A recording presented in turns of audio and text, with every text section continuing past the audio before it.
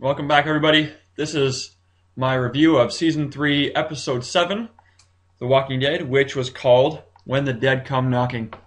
This was a pretty good episode on the whole. Again, The Walking Dead's they're really starting to bring their episodes together here. The third season continues to impress, as you know if you watch the episode. So I'm going to change the style of my breakdown, basically. Instead of going completely chronological, I'm going to go and cover the three different storylines and then summarize in a fourth section. So the first story we got to talk about is Michonne and Rick and their adventures as they meet each other and then prep to go and attack Woodbury. And then we're going to talk about Andrea and Milton and their laboratory experiments. And then the third and final section, for the storyline anyway, is Merle's interrogation with Glenn and Maggie, which was pretty messed up. Man, that was messed up stuff. And then finally we'll just review our thoughts on, there's a little more at the end for Rick's group to talk about with the whole dead come knocking part, which we'll get to later. But let's start with Michonne meeting Rick. This was probably one of the better encounters of two characters in the whole series, in my opinion. It really it was very interesting. I really enjoyed the dynamic between Rick and Michonne through this entire episode. I just wish that, for me, Michonne is she's too quiet a person, and this is kind of a theme I've seen anyway for the last couple episodes, in which people, they're not expressing their opinion enough. Well, not their opinion, but their understanding of a situation enough to others, so that others can have the benefit and that knowledge, which will then allow them to make better decisions. For example, when Andrea and Michonne were talking, Michonne once again did not provide Andrea enough information to have doubts about the governor and the whole organization. And in this situation, Michonne was once again, it took her a long time. And I guess this is kind of, quote, how she survived so long, is by not trusting anybody. But she's got I just wish she should explain what she is and where she came from and how she got the baby formula and, like all these, and even her pre-apocalypse life, like, oh, I'm a lawyer and I just love samurai swords or whatever, give us something to go with. And Rick too, I guess, as being her captor in a way, Rick is not supposed to divulge a lot of information because he's in a position of power, whereas she's kind of just been brought under. And anyway, that's my thoughts on that. Just provide people with more information and then they can make better decisions. So here's another picture. Once again, this episode went up, or my watching of it went up late because I've been busy on Sunday and Monday mornings. So it's going up late for the third straight week, which is kind of disappointing because I like to get my videos out on usually like 2 a.m. Monday morning. Is my goal, somewhere around there, maybe 1 if things go well. Here's the really epic picture you may have seen before, and I think it was in some trailers. This is Rick. I thought when I first saw this picture, and this is the way that pictures mess with your perception of what's happening. I thought this was actually applying to him shooting like at the governor or something, but he's actually shooting at walkers, which makes more sense because he's not behind cover or anything. Why would he be standing out in the open shooting the governor? Why would Herschel be staying there with only one leg? So that's that pretty epic shot, and they end up saving Michonne, as we talked about earlier, and I think her injury will not be fatal, but it's gonna be very interesting to see. I love that. I just noticed that sign back there in the background. See it? I'll point it out with my mouse here. It says no firearms beyond this point. Ha ha ha! Funny. I don't know. I just got a kick out of that. But I'm very much looking forward to the mid-season finale, which I didn't even know was going to be the mid-season finale until, after this episode had ended and it said, next time on The Walking Dead, mid-season finale. That's when I was like, oh no, this is the last one for, well, I think it's going to start up in February, so that's like 2 months, maybe a little more than 2 months, of No Walking Dead. So it's going to take like the winter holidays off, basically. And so that's interesting. Have to keep an eye on that. So I think that's all I have to say for this meeting. Let's just see. I think so. Yeah, okay, well, let's keep talking about Rick some more here, because there's a lot to cover, actually. So we got Michonne rescued. Carol is alive. I forgot to look at my notes. That's why I'm all over the place. Carol is alive and that makes everyone happy, so we can cross that off. That's great stuff. Carol's a great character. She wouldn't hurt a fly, and so, but she got because she's still, I guess, she was dehydrated, so she's still back at the prison. She's not going with the crew.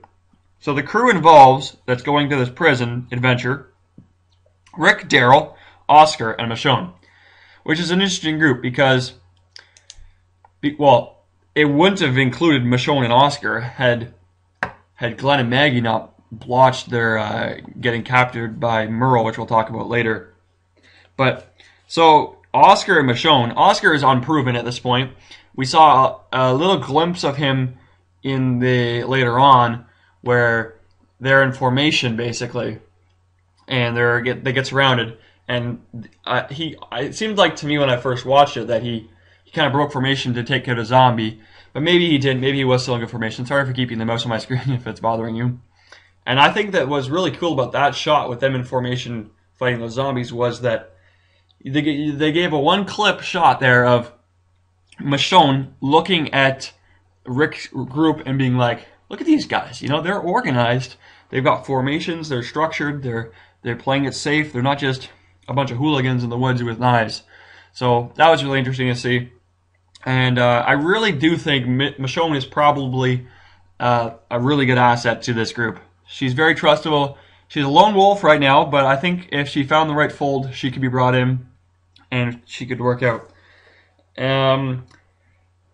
Yeah, as far as the invasion is concerned, so next episode, it looks like we're going to have the attack happen on Woodbury from Rick's group to try and get Glenn and Maggie back. Now, what's interesting about this is we heard it at one point near probably the three-quarter mark that the governor told a bunch of randoms from the town, random military guys, to go, to the prison, draft to the prison, and find out what's going on there.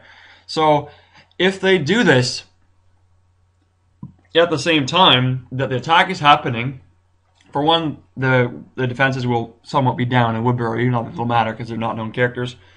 But even more importantly, is those characters might find, for example, Herschel, Beth, the baby, Carl, and Carol, and I think there might and Axel, and there might be some other people in there in that list too. But I think that's probably it in the prison. So that could cause major problems.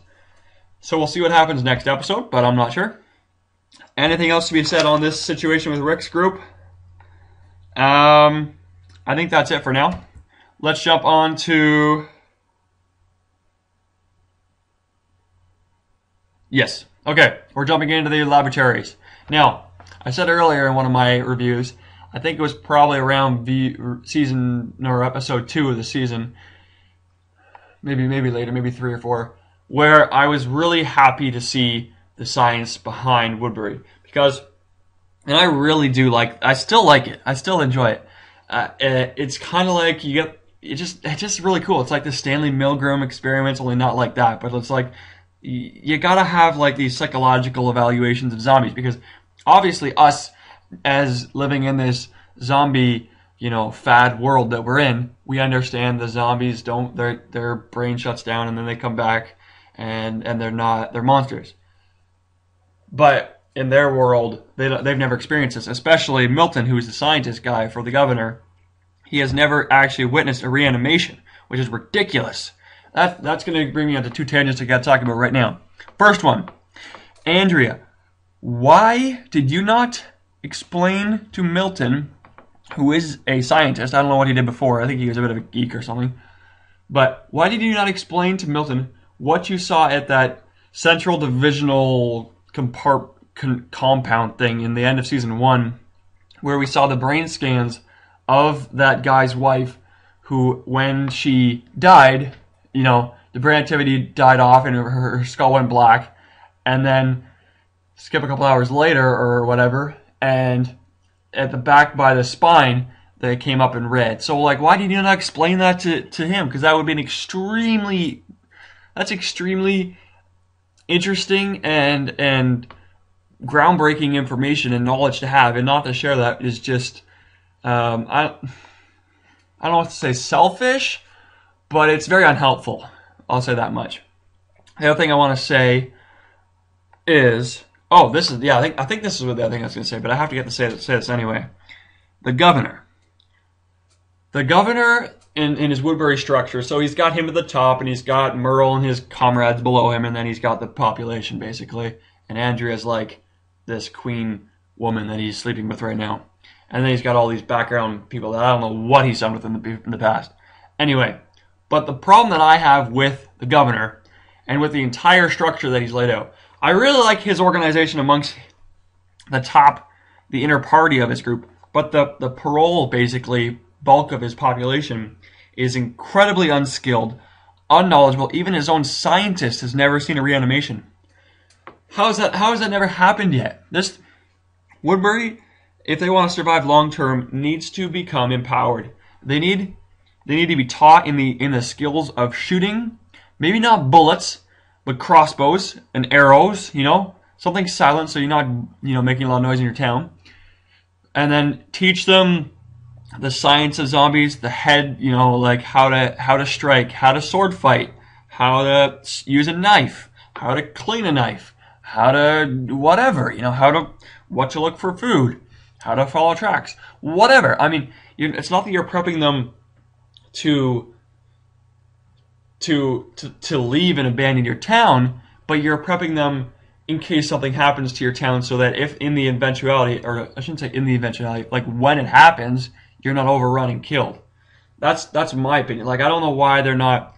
I know he's trying to make this society so it's like, well, we'll just go back to, I don't want people to be living in fear. Great, that's awesome. But a large part of your responsibility as a leader is to, I know you're supposed to protect, but also to educate your population.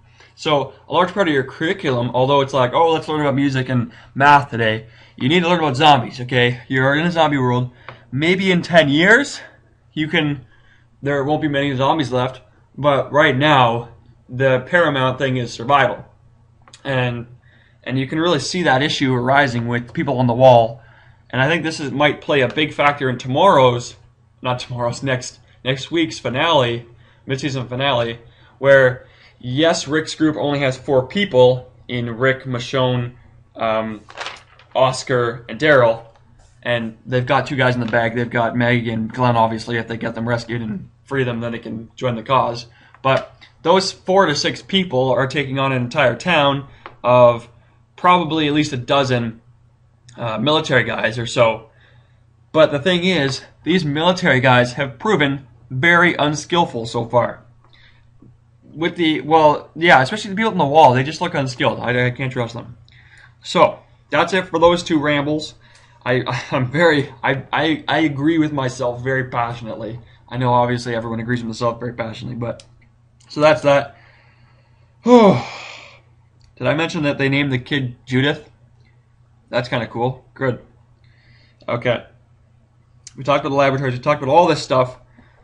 Oh, we haven't talked about this. Oh, wait. Are we ready to move on past the laboratory stuff?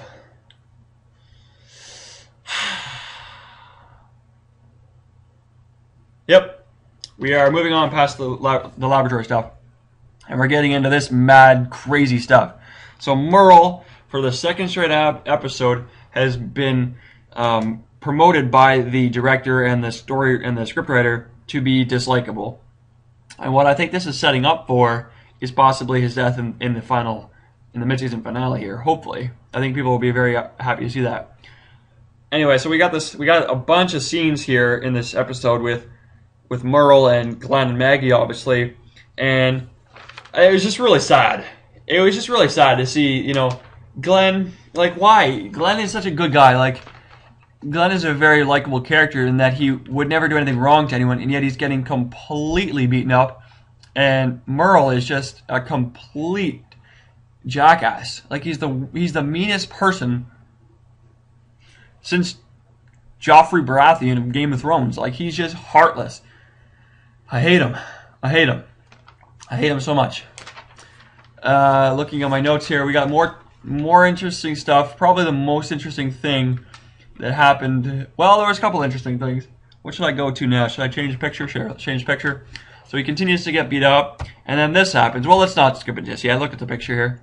He's bleeding out of his mouth and stuff, and Merle's got that stupid sword. I think someone just take that and shove it into his own chest. might happen next episode.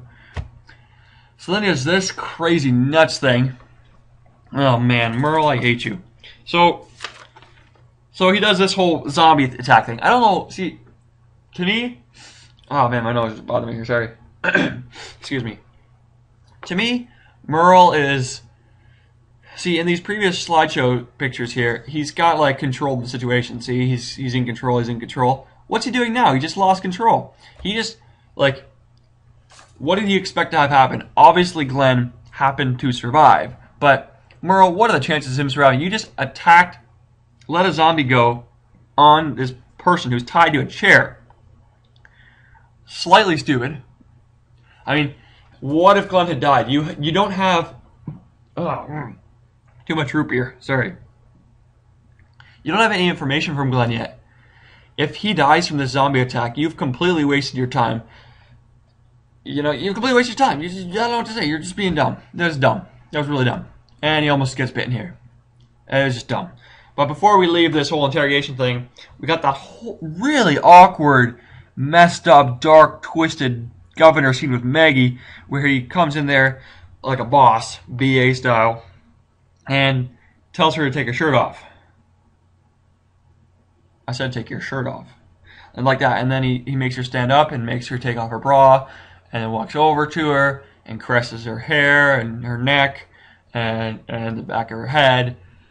And she's just like, great acting by Maggie in this episode, by the way. And then he makes it look like he's going to rape her, but then he doesn't.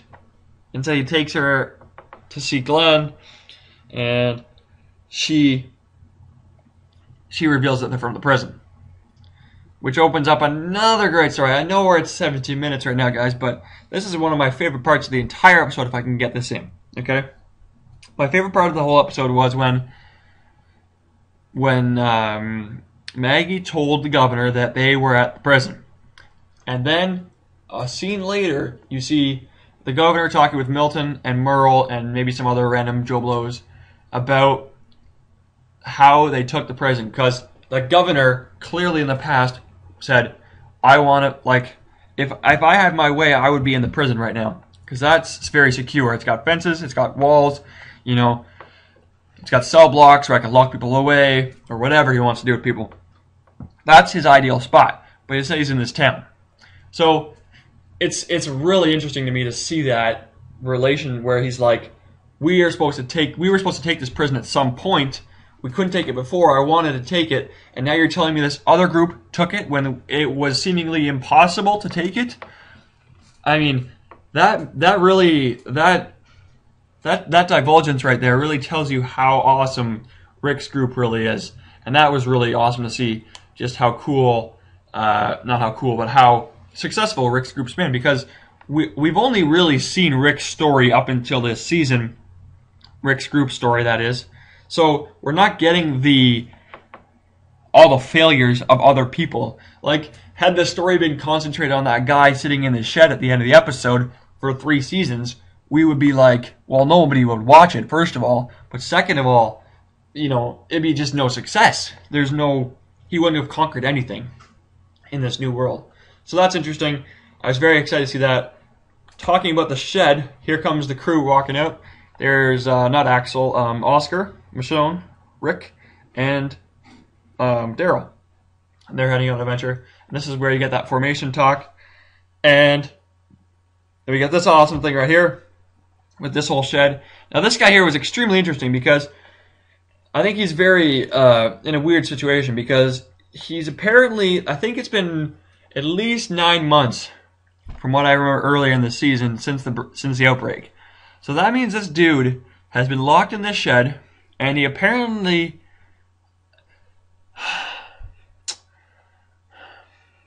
he must have encountered walkers at some time, but he seems to be schizophrenic, basically, is what he is. I'm not a doctor, so I don't really know all the symptoms and what that is, but I think he's pretty freaking crazy. So he's locked away in there, and he must have had enough food found cans of food in there and been surviving on that, because that's what they should have looked for if they had time to go back there.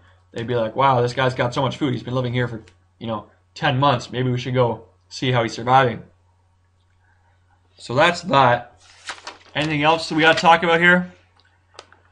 Oh boy. One of my favorite things is in the last like 2 or 3 minutes of the episode, there was like this beat, and it was kind of like it was subtle enough that it wasn't completely distracting, but it was there enough that it just made it epic. It was like boop, boop, boop, boop, boop.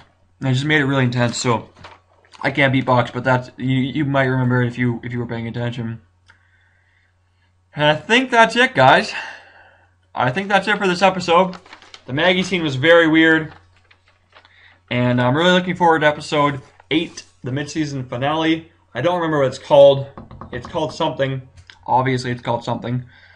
And so thanks for watching, guys, and have a good one. I might be doing a episode 8 preview, mid-season review preview of what my predictions are for the episode, because I have some ideas, and the more I've been talking and thinking about this episode and preparing for this commentary, the more I have some ideas on who might die, who might live, and how. Because what's really interesting in this is how the 4 people, Maggie, Glenn, Andrea, Daryl, and Merle, actually, so 5 people, and to see, well, maybe not Maggie and Glenn, but Merle, Daryl, and Andrea, and will they switch sides? So I'm not going to say any more in case I'm going to put into a video, and I'll probably link this video to that other video.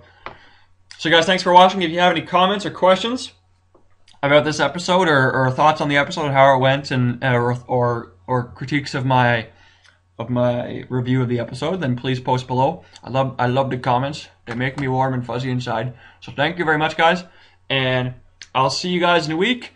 And I'm really looking forward to that. Have a good one, guys.